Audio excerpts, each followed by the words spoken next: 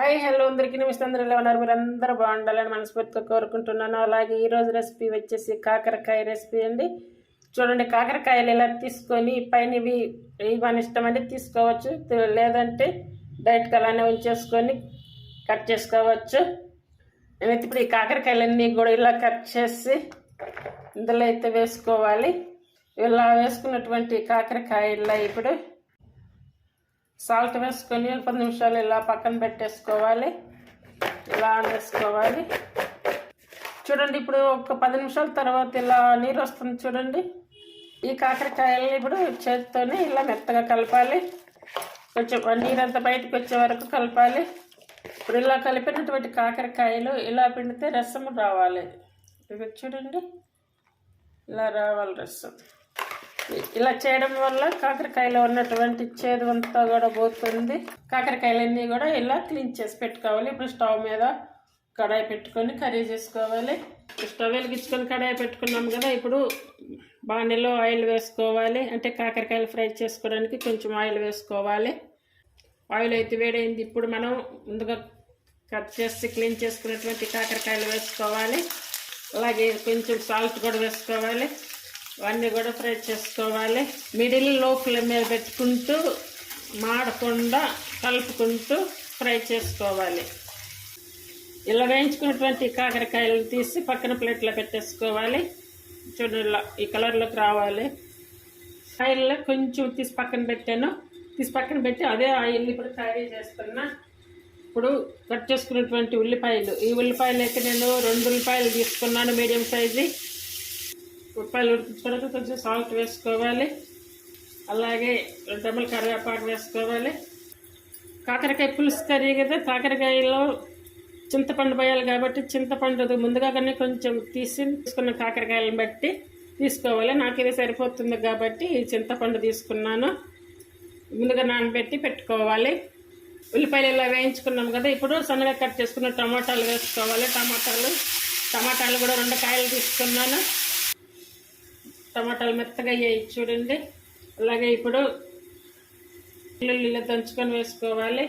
ఇక్కడ అల్లం వెల్లుల్లి పేస్ట్ కూడా అయితే వేయట్లేదు, నేను ఓన్లీ వెల్లుల్లి మాత్రమే వేస్తున్నా. మసాలాలు కూడా ఏమి వాడట్లేదు. కానీ కర్రీ మాత్రం చేదు లేకుండా చాలా టేస్ట్గా ఉంటుంది, బాగుంటుంది. ఇప్పుడు 1/2 స్పూన్ వరకు జీరా వేసుకోవాలి. ఇప్పుడు 1/2 స్పూన్ వరకు పసుపు, అలాగే 1 స్పూన్ కారం మనం తినే టేస్ట్ని బట్టి వేసుకోవాలి. ఇప్పుడు చింతపండు పులుసు, ఈ చింతపండు పులుసు మెత్తగా చేసుకొని ఇలా పోసుకోవాలి. మనకి ఈ కర్రీకి ఎంత సరిపోతుందో అంతా వాటర్ పోసుకోవాలి. నేను ఇప్పుడు ఇలా వాటర్ పోసి ఫుల్ ఆన్ మీద పెట్టేస్తున్నాను. చూడండి, పులుసు అయితే బాగా మరుగుతుంది. ఈ టైంలో మనం వేయించుకున్నటువంటి కాకరకాయలు వేసుకోవాలి. కట్ చేసుకున్న పచ్చిమిర్చి చీలికలు, అలాగే కొత్తిమీర, ఇవన్నీ కూడా ఇప్పుడే వేసుకోవాలి. వేసుకొని ఈ పులుసులో మొత్తం ఉడికించుకోవాలి. ఇప్పుడు ఈ పులుసులో కాకరకాయ, పులుపు, కారం అన్నీ ఉడికితే కనుక కూర మంచి టేస్ట్ వస్తుంది. అంటే ఇప్పటివరకు ఫుల్ ఆన్ మీద పెట్టాను. ఇప్పుడు మిడిల్ ఫ్లేమ్ మీద పెట్టి ఉడికించుకోవాలి. కర్రీ అయితే రెడీ అయ్యింది. కానీ ఇప్పుడు ఎలా ఉన్నాయి చూడండి, ముక్కలుగా ఉన్నాయి, పులుసుగా ఉంది కదా. అలా ఉండకూడదు. అలా ఉండకుండా మనకి కాకరకాయ ముక్కలకి అనేది పులుసు పట్టుకోవాలి. ఇప్పుడు కొంచెం వాటర్ అనేది కొద్దిగా ఇంక పెట్టుకోవాలి. అలా ఉంటే కనుక కూర టేస్ట్ వస్తుంది బాగా, మనం తినేదానికి కూడా చాలా బాగుంటుంది. ఈ కాకరకాయలు కట్ చేసేటప్పుడు అయితే నాకు కొన్ని పండిపోయిన కాకరకాయలు వచ్చాయి. అవి నేను వేస్ట్గా పడేయకుండా వాటికి ఇప్పుడు మీకు పచ్చడి తయారు చేసి చూపిస్తాను. ఇలా ఈ కూర ఉడుకుతూ ఉంది కదా, ఇటు పక్క అయితే మీకు పచ్చడి తయారు చేసి చూపిస్తాను. చూడండి, ఇలా ఉంటే కనుక సూపర్గా ఉంటుంది కర్రీ. చేదైతే లేదు, కానీ కొంచెం సాల్ట్ అయితే తక్కువ పడింది.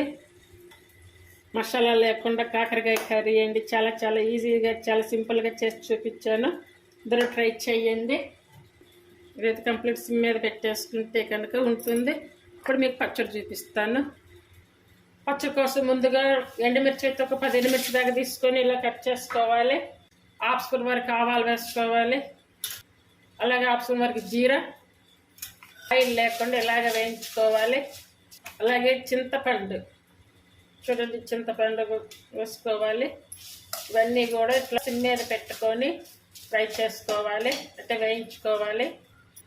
ఒక పావు స్పూన్ వరకు మెంతులు వేసుకోవాలి. కాకరకాయ చేదు, మళ్ళీ మెంతులు వేసారనుకుంటారేమో ఇంకా చేదు ఉంటుందని. పచ్చడి చేదు ఉండదు. అలాగే మెంతుల ఫ్లేవర్ అయితే చాలా బాగుంటుంది. ఇలా వేయించుకోవాలి. ఇలా వేయించుకున్నాక వీటిని తీసి పక్కన ప్లేట్లో పెట్టుకోవాలి. ఇప్పుడు కాకరకాయలు, ఈ పండిపోయిన కాకరకాయలు విత్తనాలతో సహా వేయాలి. మళ్ళీ వీటిని ఉప్పు వేసి ఇట్లా కలిపి రసం తీయడం అలాంటి అయితే ఏం చేయాల్సిన అవసరం లేదు, డైరెక్ట్గా వేసుకోవచ్చు. ఇప్పుడు వీటికి ఆయిల్ వేయాలి.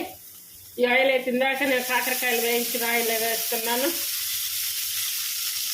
ఇప్పుడు ఇవన్నీ కూడా ఫ్రై చేసుకోవాలి. చూసారు కదా, కాకరకాయలు అయితే ఇలా వచ్చాక ఇవి కూడా తీసి పక్కన ప్లేట్లో పెట్టుకోవాలి. ఇప్పుడు కట్ చేసుకున్న టమోటాలు, 2 కాకరకాయలు, అలాగే 2 టమాటాలు, 10 ఎండుమిర్చి, ఆవాలు, జీరా, మెంతులు ఇవన్నీ వేసి వేయించుకోవాలి. చూడండి, ఇలా టమాటాలు అయితే మెత్తపడ్డాయి. ఇప్పుడు స్టవ్ ఆఫ్ వేసుకొని ఇవన్నీ కూడా చల్లారి పెట్టుకోవాలి. వాళ్ళు రోట్లో కావాలనుకుంటే రోట్లో దంచుకోవచ్చు. నేనైతే ఇప్పుడు ఇవి మిక్సీలోనే వేస్తున్నాను. మిక్సీ జార్ తీసుకొని ముందుగా వేయించుకున్నటువంటి మిరపకాయలు, ఈ దినుసులన్నీ కూడా వేసుకోవాలి.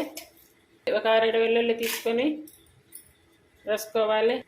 అలాగే టేస్ట్ సరిపడా సాల్ట్ వేసుకోవాలి. ఇవన్నీ కూడా మిక్సీ పట్టుకోవాలి. చూడండి, ఇలా వేయించుకోవాలి. ఇలా ముందు పట్టుకుంటే కనుక చావు మెదిగిపోతాయి. ఇప్పుడు కాకరకాయలు అన్నీ కూడా స్టెప్ బై స్టెప్ వేసుకొని పట్టుకోవాలి. ఇక్కడ ఈ పచ్చడిని అయితే కనుక నేను పచ్చా కానీ అలా అయితే ఏం పట్టట్లేదు, మామూలుగా డైరెక్ట్గానే పెడుతున్నాను. ఇప్పుడు ఈ వేయించుకున్న టమాటాలు వేసుకోవాలి. ఈ ఆయిల్ ఉంది కదా ఇందులో, ఈ ఆయిల్తో సహా వేసుకోవాలి పచ్చళ్ళలో. ఇవి వేసుకున్నాక ఒకసారి అంతా ఇలా కలుపుకుంటే ఏమవుతుందంటే కిందది మీది కింద పైన మొత్తం మెరిగిపోతుంది. చూసారు కదా, పచ్చడి అయితే రెడీ అయ్యింది. పచ్చి వెల్లుల్లి అవన్నీ వేసి చేసాము. చాలా బాగుంటుంది పచ్చడి. నెయ్యి వేసుకుని తినండి, ఇంకా సూపర్గా ఉంటుంది.